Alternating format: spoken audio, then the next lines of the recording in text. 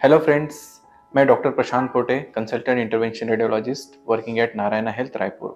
आज हम इस विषय में बात करने वाले हैं, अगर आपके गले में थायराइड स्वेलिंग है और आप ऑपरेशन के लिए प्लान कर रहे हैं या उस विषय में सोच रहे हैं और या फिर आपको डर लग रहा है कि ऑपरेशन कराना है या नहीं कराना है, तो इसी के लिए मैं आपको एक खुशखबरी देना चाहता हूँ कि ओपन ऑपरेशन के अलावा भी कुछ नई नई टेक्नोलॉजीज़ है जिससे आप ऑपरेशन से बच सकते हैं या बिना किसी सर्जरी किए आपके थायराइड का ट्रीटमेंट किया जाता है। तो चलिए शुरुआत करते हैं।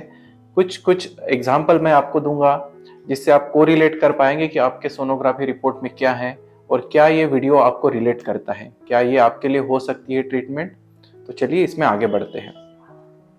अगर किसी को थायराइड में स्वेलिंग है तो फर्स्ट डायग्नोस्टिक टेस्ट होता है सोनोग्राफी। सोनोग्राफी में पता चलता है कि ये नोडुल सॉलिड नोडुल है या इसमें सिस्ट है, मतलब पानी जैसा कुछ भरा हुआ है, या इनका कॉम्बिनेशन बनके ये सॉलिड सिस्टिक फॉर्म में डेवलप हो चुका है।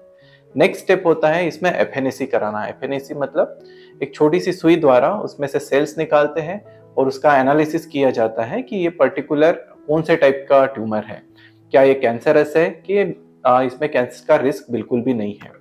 तो जब हमें पता चलता है कि इसमें कैंसर का रिस्क नहीं है, ये बेनाइन टाइप का नोडुल है या गठान है, तो इसका ट्रीटमेंट हम बिना ओपन सर्जरी के भी कर सकते हैं। हाँ, ओपन सर्जरी ये डेफिनेटली एक इस्टेब्लिश्ड ऑप्शन है, काफ़ी सालों से इसका ट्रीटमेंट ओपन सर्जरी द्वारा ही किया जाता है। बट कुछ प्रॉब्लम्स ओपन सर्जरी में है, जैसे ब्लड लॉस, आईसीयू स्टे और एक जो स्कार मार्क रह जाता है, काफ़ी वो प्रॉब्लमेटिक हो सकता है काफ़ी पेशेंट्स के लिए। जहाँ तक हमने देखा है कि ये थायराइड जो स्वेलिंग है फीमेल पेशेंट में ज़्यादातर होती है, तो कॉस्मेटिक प्रॉब्लम काफ़ी ज़्यादा हद तक जुड़ा रहता है अगर गले में सामने ही जो स्कार मार्क आ जाता है। तो ये सब चीज़ें अवॉइड करने के लिए साइंटिस्ट काफ़ी सालों से एफर्ट्स ले रहे थे और लगभग 10-15 साल पहले ही जापान में और कोरिया में ये टेक्नोलॉजी जो है जिसको हम कहते हैं माइक्रोवेव एब्लेशन, इनका काफ़ी हद तक स्टडी किया गया है और ये कुछ सालों पहले ही इंडिया में टेक्नोलॉजी आई है, जिससे इंडिया में भी काफ़ी सारे लोग इसका बेनिफिट ले चुके हैं। काफ़ी इस्टेब्लिश्ड ये टेक्नोलॉजी है जिसे कहते हैं माइक्रोवेव एब्लेशन। माइक्रोवेव एब्लेशन एक बेसिक सिंपल भाषा में हम कहे जाए तो एक सुई रहती है जो जिसको हम माइक्रोवेव एंटीना कहते हैं, वो नोडुल के अंदर जाता है, वहाँ के सेल्स को वो हीट करके डिस्ट्रॉय करता है।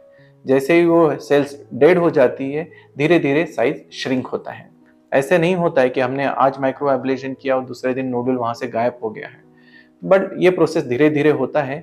जैसे एक स्टेप में हम प्रोसीजर करते हैं जिसमें हम माइक्रो एब्लेशन कर दिया है, तो धीरे धीरे ओवर द टाइम पीरियड जैसे 3 मंथ 6 मंथ इसका साइज 50% से लेके 70-80% तक कम हो जाता है। तो ये बेसिकली सॉलिड और सिस्टिक नोडुल के भी काम आता है और सॉलिड सिस्टिक नोडुल है तब भी काम आता है। अगर मानिए कि नोडुल सिर्फ प्योरली सिस्टिक है, सिस्टिक मतलब उसमें सिर्फ पानी भरा हुआ है, तो अब माइक्रोवेव एब्लेशन के अलावा भी एक एडिशनल ट्रीटमेंट होता है जिसको कहते हैं अल्कोहल एब्लेशन। अल्कोहल एब्लेशन में क्या होता है कि जो सिस्ट में लिक्विड जमा है उस लिक्विड को निकाल लिया जाता है और उसकी जगह पे एब्सोल्यूट अल्कोहल इंस्टिल किया जाता है। वो उसमें रख के 10 या 15 मिनट छोड़ देते हैं और उसके बाद उसको रीएस्पिरेट किया जाता है। इसके साथ साथ हम माइक्रो एब्लेशन भी कंबाइन कर सकते हैं ताकि रिजल्ट काफी बेहतरीन आए। बट चलिए मानिए कि जो थायराइड का गठान है काफी बड़ा है, काफी मतलब ये जो माइक्रोवेव या एस्पिरेशन 6 से 7 सेंटीमीटर तक काफी अच्छा रिजल्ट देते हैं। बट अगर मानिए कि इसका साइज काफी बड़ा है, 8 से 10 सेंटीमीटर है, तब क्या करें? क्या सर्जरी ही एकमात्र ऑप्शन है इस समय पे भी? तो बिल्कुल ऐसे नहीं है।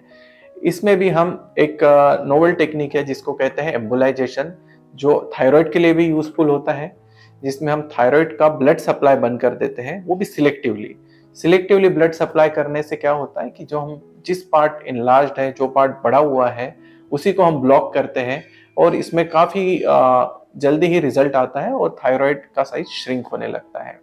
तो ये अपडेट्स है जो मैं आपके साथ शेयर करना चाहता था, ताकि आप अगर सर्जरी के लिए प्लान कर रहे हैं या सर्जरी से डर रहे हैं या उसके वजह से आप सर्जरी और थायराइड का ट्रीटमेंट अवॉइड कर रहे हैं, तो ये 3 चीज़ें आप बिल्कुल कंसीडर कीजिए, इस पे रिसर्च कीजिए। गूगल पे, इंटरनेट पे, यूट्यूब पे काफ़ी सारा डेटा अवेलेबल है, काफ़ी सारे वीडियोस अवेलेबल है। इन सबको एनालाइज कीजिए, स्टडी कीजिए और आपके लिए क्या बेस्ट हो सकता है ये आप खुद डिसाइड कर सकते हैं। धन्यवाद।